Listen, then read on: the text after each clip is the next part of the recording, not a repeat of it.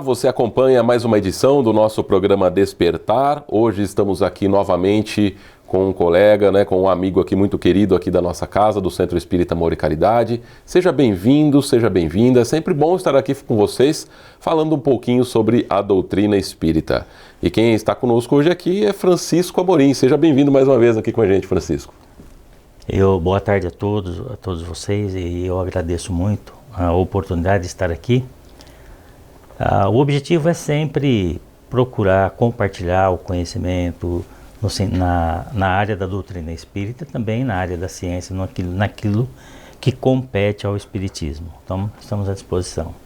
Perfeito, Francisco sempre participando com a gente aqui, trazendo conteúdo para o nosso programa Despertar. Também faz parte aqui do corpo de palestrantes, de professores aqui do Centro Espírita Amor e Caridade, e também agora participando com a gente do Pinga Fogo, Então, de vez em quando, o Francisco está conosco aí no programa Pinga Fogo, que é ao vivo toda sexta-feira, a partir das 14 horas e 30 minutos, pelas nossas redes sociais. O assunto que ele traz hoje aqui para a gente é revelação e ciência, Então, revelação e ciência é o assunto que o Francisco nos traz aqui. E para a gente poder entender um pouco, a princípio aqui sobre a revelação, a gente vê que Francisco, Jesus, ele falava por parábolas, para as pessoas, principalmente as pessoas mais simples, E por que ele falava por parábolas? Na verdade, a questão do conhecimento que chegou para a humanidade, e até hoje ainda chega dessa forma, ela vem muito no processo chamado de revelação.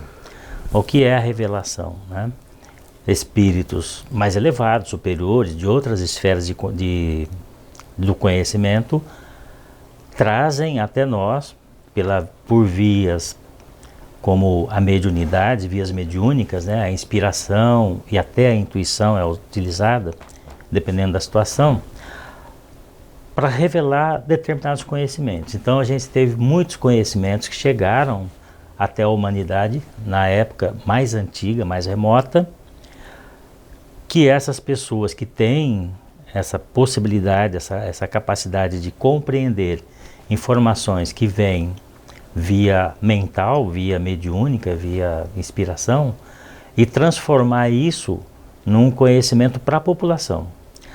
Só que a população não tinha muita condição para compreender essas informações, compreender esses ensinamentos, Então, na falta de instrumento de compreensão, ficou meio que estabelecido que todos esses conhecimentos, eles eram divinos e eles chegavam até a humanidade por via da revelação direta de Deus. Uhum. Então nós temos, por exemplo, o caso dos profetas antigos, todos eles eram grandes médiuns, inclusive Moisés, Eles recebiam as informações intuitivamente, às vezes até objetivamente, porque existem tipos de mediunidade que são muito objetivas, em que ele vê os espíritos, pode ouvir os espíritos que estão passando a informação. E aí, para dar força, para dar um caráter de universalidade a essas informações, esses médiuns diziam que essa informação vinha direto de Deus. Mesmo porque eles não compreendiam, e nem nós compreendemos até hoje, com perfeição, a natureza de Deus. No número 10, na questão número 10 do Livro dos Espíritos, Kardec perguntou se a gente pode compreender a natureza de Deus. E eles dizem que não. Falta um sentido, nós não temos um sentido para compreender Deus. Mas para que aqueles conhecimentos, então, pudessem se transformar em prática dentro do povo, esses profetas diziam que esse conhecimento era de Deus, vinha diretamente de Deus. Eles acreditavam, essa é a verdade, que estavam falando com Deus, que estavam ouvindo as orientações de Deus. Então, eles colocavam esses conhecimentos à disposição das pessoas por essa forma, dessa maneira, como revelação de Deus. Com revelação. E, de certa forma, podemos até dizer que eles tinham realmente um contato ali com Deus, Estavam sendo um porta-voz ali, ou algo do tipo. Sim, nós podemos dizer isso, né? Moisés, por exemplo, não foi ele que recebeu todas as informações que estão lá nos 5 primeiros livros, porque muito daquele conhecimento já tinha sido passado para outros profetas antes dele e estava no conhecimento, na tradição oral. Então, o que chegou para ele através da tradição oral, ele apenas escreveu. O que acontecia, né? Muito conhecimento, se foi colocado, sistematizado de alguma forma, se perdeu. E o que ficou foi a tradição oral. Mas a gente sabe que a tradição oral, ela tem problemas, né?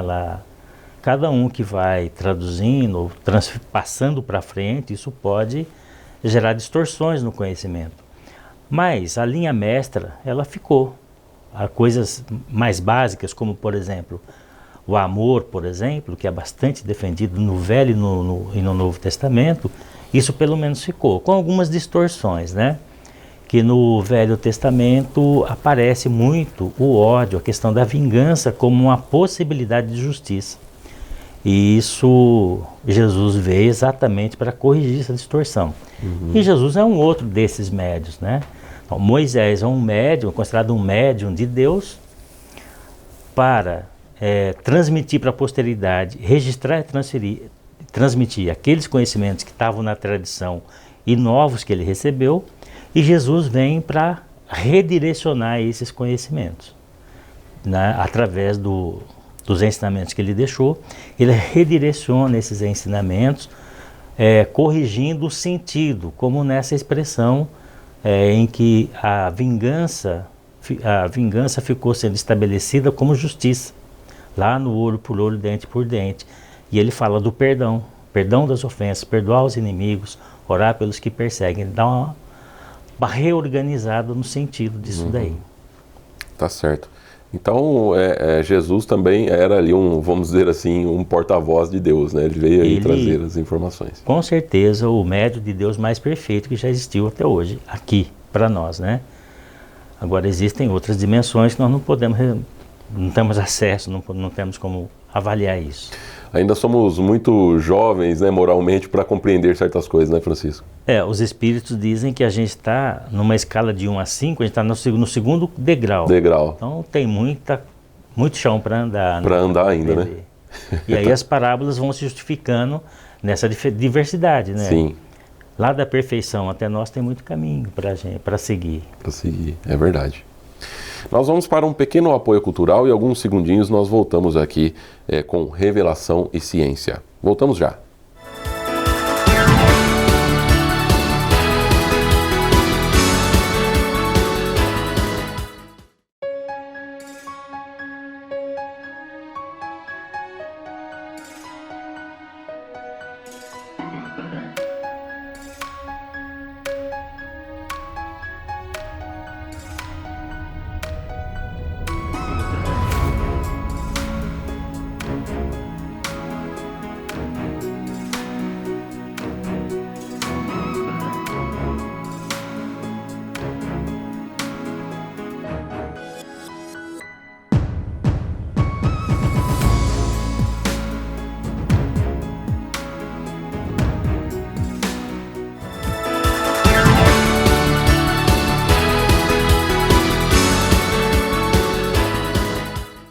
Voltamos aqui para o segundo bloco do programa Despertar, hoje aqui Francisco Amorim trazendo o assunto Revelação e Ciência, né?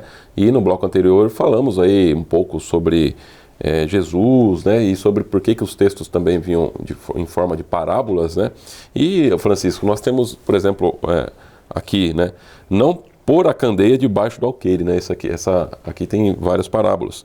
Nem os que acendem uma luzerna a metem debaixo do alqueire, mas põe-na sobre o candeeiro, a fim de que ela dê luz a todos que estão na casa, né? Então esse é um exemplo de uma parábola, né? Trazida aí por Jesus.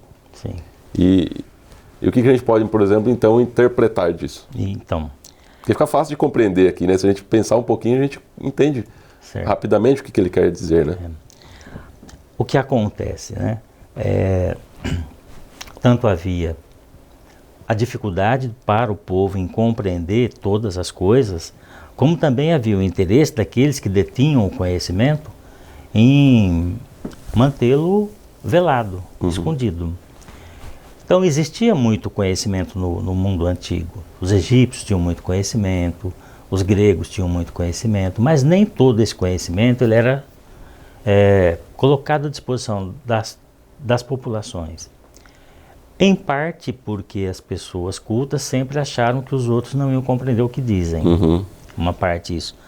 Outra parte porque quem tem o conhecimento tem o domínio. Então, se você tem um domínio de uma cultura e as pessoas não têm esse domínio, é fácil de controlar. Os antigos tinham, nas antigas guerras, tinha sempre essa prática de quando havia conquista de um povoado, de uma cidade ou de uma nação, eles destruíam a cultura por ali, que eles encontrassem, porque isso facilitava o domínio daquela população.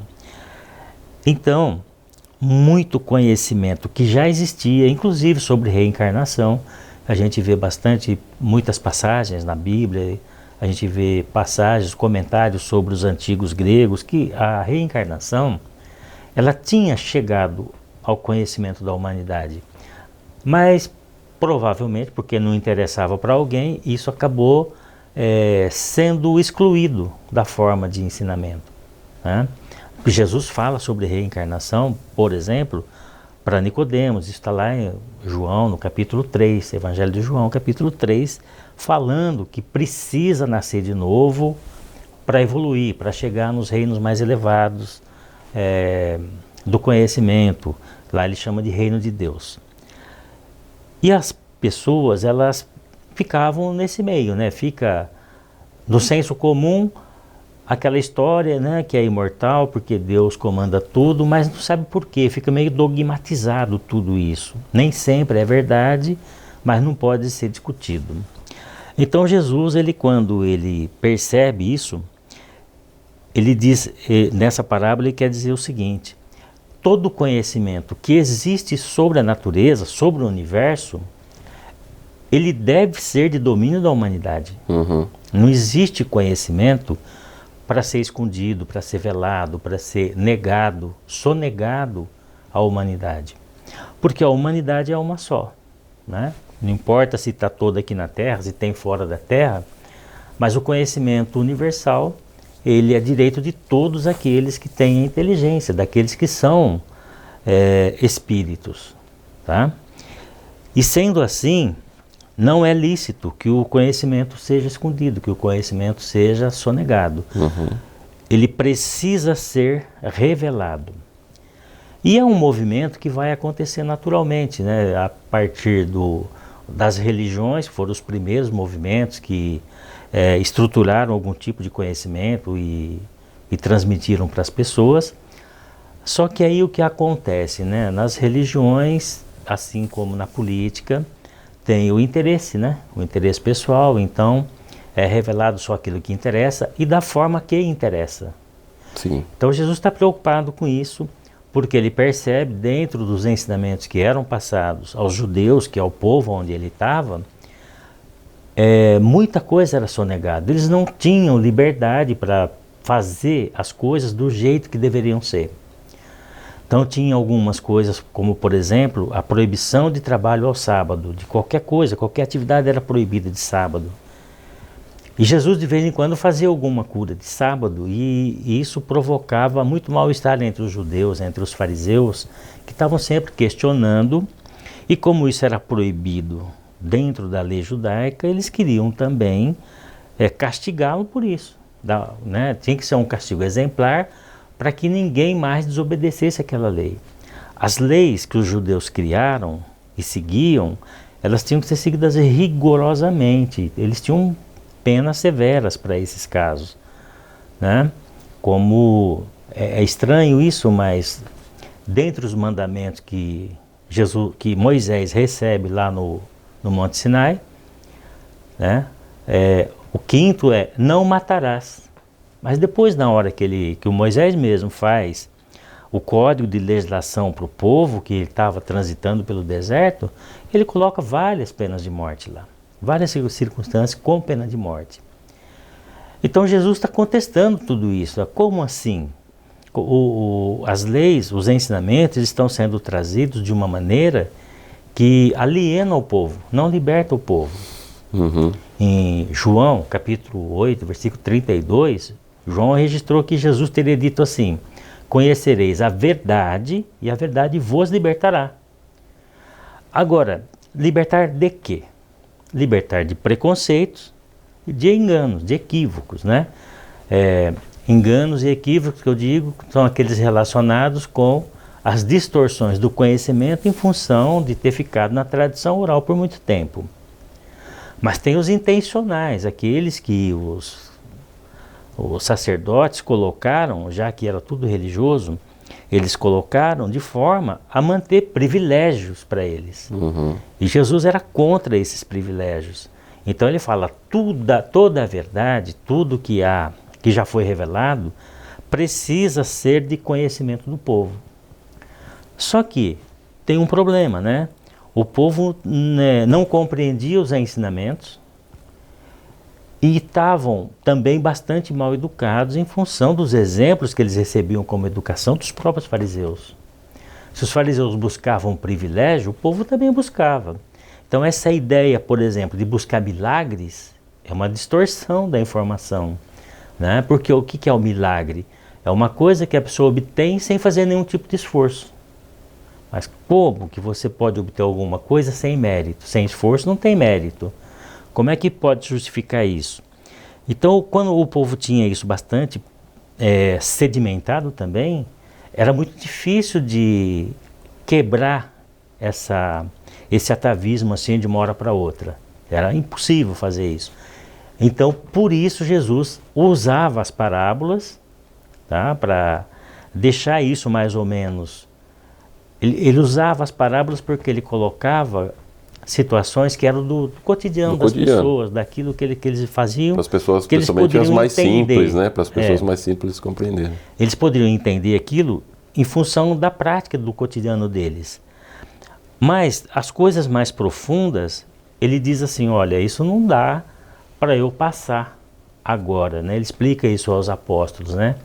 Mesmo porque, se a gente passasse esse conhecimento do jeito, com a forma como eles estão entendendo, muita gente vai usar esses conhecimentos para obter privilégios indevidos.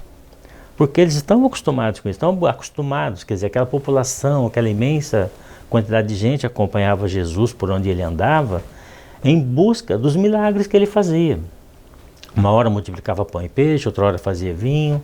E essas coisas chamavam muito a atenção. Outra hora curava as pessoas. Curava o cego, né? Então existia um interesse muito grande. As pessoas estavam começando a pensar que aquilo era o normal. E não era o normal. Aquilo era só para mostrar que as pessoas são deuses, têm poder, têm conhecimento. E ele mesmo disse, vocês podem fazer tudo isso que eu faço e muito mais se vocês tiverem fé. O que é fé?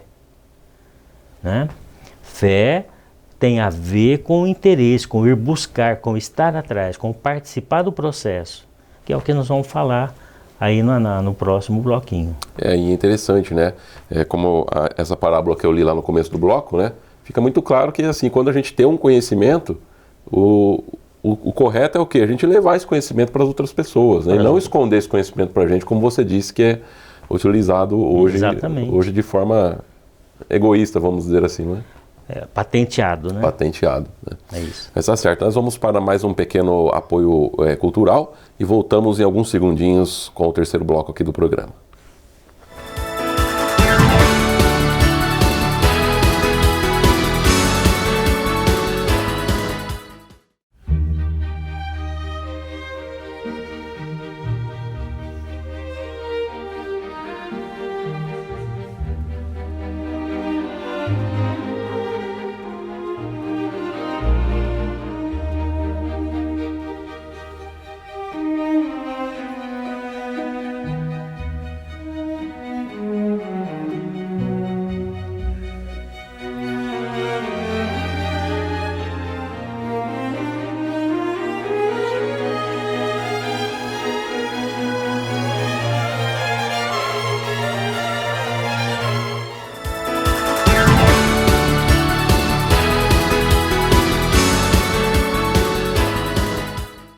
Voltamos para o terceiro bloco do programa Despertar. Hoje você acompanha aqui o tema Revelação e Ciência com Francisco Amorim. Falamos já um pouco sobre revelação, né, Francisco? E eu venho perguntar para você aqui nesse nosso terceiro e último bloco sobre...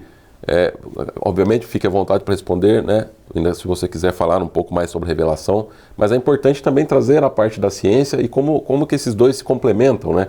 A revelação, a importância da revelação e a importância da ciência também. Perfeito. Como esses dois se complementam, não é? Perfeito. A revelação, como a gente estava falando, ela vem aparentemente de uma forma espontânea, natural, mas não é. Ela é intencional. Os espíritos superiores que transmitem o conhecimento para os espíritos que estão aqui encarnados, eles têm a intencionalidade de trazer esse conhecimento, fazer o conhecimento crescer aqui. Uhum. Naturalmente que existem alguns problemas, né, com esse processo. Por quê? Para que alguém possa receber um conhecimento desse e torná-lo prático, ele precisa saber o que é, né? Ele precisa transformar isso em coisa prática, ele tem que saber o que é e como fazer essa prática. Como funciona, né? Como funciona, o que fazer com isso. Uma das revelações mais importantes que a humanidade recebeu é a questão do amor. Amar a Deus sobre todas as coisas e ao teu próximo como a ti mesmo. Tá legal. É importante, mas o que é isso? Por que mesmo apesar de tudo isso, e mesmo apesar de Jesus ter feito todos aqueles alertas que ele faz no Evangelho inteiro, as pessoas ainda não conseguiram entender, ainda tem ódio uns dos outros, ainda temos guerras, ainda temos situações de vingança o tempo todo, as pessoas se degladiando o tempo todo. Por quê? Porque aquilo veio, como vem na forma de revelação, as pessoas vão levar um tempo para entender isso e colocar na prática. Mesmo porque todo mundo pensa que sabe o que é amor. Mas na verdade cada um tem uma ideia diferente do que seja isso, né? E a questão de colocar um conhecimento desse na prática é a prática científica, é testar as coisas, colocar hipótese e testar. Então nós temos várias revelações que vieram, né, nesse processo todo, revelações como, por exemplo, a imortalidade da alma. É uma revelação, tá? Mas como é que nós vamos saber se isso é verdade ou não é? Nós só vamos saber se é verdade quando a ciência comprovar isso. Olha, realmente existe uma partícula do ser humano que sobrevive à matéria de alguma forma, é uma matéria diferente, e ela sobrevive e não morre. Quando a ciência provar isso, então a gente vai ter provado, vai ter transformado a revelação da imortalidade da alma em verdade, ciência, tá? Veio por revelação a revelação da reencarnação. Pera lá, mas como assim? Como é que reencarnam? Nicodemos foi perguntar para Jesus, como é que ele falou que tem que renascer de novo? Como é que eu vou nascer de novo se eu já sou adulto? Tá? Jesus disse para ele, olha, se você não consegue entender ainda as coisas da matéria, como é que eu te explico as coisas do espírito? Então a dificuldade está aí, né? Como é que faz para explicar essas coisas? Mas é um outro processo que também tem que ser comprovado cientificamente para ser verdade. Enquanto isso não acontece, é uma hipótese de verdade. Então nós temos uma hipótese que é a imortalidade da alma. Outra hipótese que é a reencarnação. E outras hipóteses, né, que surgiram. E que, por mais que o plano espiritual superior saiba que é verdadeiro, que é real, nós não chegamos nesse conhecimento. Nós ainda estamos recebendo as informações de forma figurada, por parábolas, né? Porque a gente não consegue compreendê-las, não conseguiria entendê-las. Mas, a hora que a ciência demonstra que o espírito ele sobrevive, que a consciência sobrevive ao corpo físico, e tiver como analisar essa sobrevivência em outros processos encarnatórios, então isso vai se tornando verdade. Como o que acontece agora? As pessoas têm certeza absoluta né, na grande maioria das pessoas no mundo todo, tem certeza absoluta que, primeiro, a vida acaba com a morte. Então, não existe continuidade da vida. Não tem como fazer isso. Essa é a crença, tá? Segundo, se não tem continuidade da vida, não tem como reencarnar. Vai reencarnar o quê se não existe o que reencarnar? Então, nisso daí se sedimenta a ideia, por exemplo, da impunidade. Eu posso fazer o que eu quiser, do jeito que eu quiser, quando eu quiser, com quem eu quiser, porque eu tenho poder e não vai acontecer nada comigo. Então, toda essa violência que a gente tem no mundo hoje decorre dessa certeza de impunidade, porque tudo vai acabar na hora que morre. A hora que isso for demonstrado que é um equívoco, que não é assim, e que a gente vai responder sim pelo que faz, é aquele ponto que chega lá na expressão de Jesus: conhecereis a verdade vos libertará. Vai libertar do quê? Libertar de continuar cometendo mais erros, porque agora sabe as consequências dos erros e sabe que não vai escapar deles. Mas a ciência já deu um salto muito grande nisso e as pessoas não percebem. Está na lei, na primeira lei da termodinâmica. Na natureza nada se perde, nada se cria. Tudo se transforma. Se nada, o termo é nada, se perde, nada se cria e tudo se transforma, existe uma coisa aí que é o pensamento, que é a consciência, que existe, não é nada. Isso não é um nada. Não se isso perde existe. também. Então não se perde. Se não se perde, vai acontecer o quê? Isso vai se transformar. Vai se transformar. Então, e para se transformar, isso vai ter uma continuidade. Tá? Então já existe um indício. A ciência já provou um monte de coisa. As pessoas é que não querem entender. Tá? É diferente. Mas a partir de que esse conhecimento se expande, ele sai, né, debaixo do alqueire e se espalha para toda a comunidade, então o efeito será maior. Tá? É aí que entra a questão da transição. A partir do momento em que nós nos apropriarmos desse conhecimento, nós estamos prontos para executar comportamentos mais adequados com a elevação do nosso padrão moral para um mundo melhor do que o de expiação e provas que estamos agora. Tá certo. Francisco, muito obrigado por participar mais uma vez conosco aqui. Eu que agradeço a oportunidade, estou sempre à disposição. E muito obrigado a você que ficou aí assistindo, acompanhando o nosso conteúdo, o nosso trabalho. Fiquem com Deus e até um próximo programa Despertar.